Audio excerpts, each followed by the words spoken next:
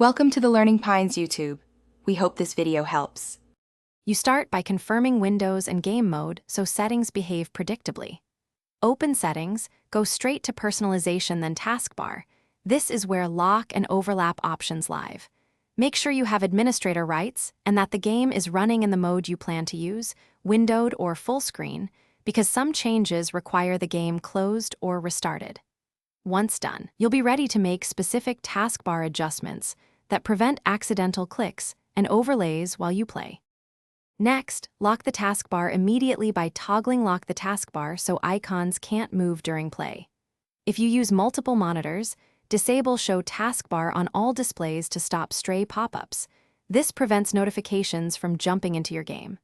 Turn off badges and peek to reduce interruptions, and consider auto-hide if you want full-screen immersion. Make sure to apply changes and test with your game. These settings reduce accidental focus shifts and keep overlays from stealing input. Finally, enforce your changes by restarting Windows Explorer or rebooting. This ensures the taskbar lock takes hold. Launch the game and test responsiveness. If full screen still triggers taskbar, switch to borderless window mode, which often respects locked taskbar better. If problems persist, identify and disable background overlays, chat apps, recording tools, or driver overlays that steal focus or show notifications. If that fails, reboot in clean boot mode to isolate the culprit.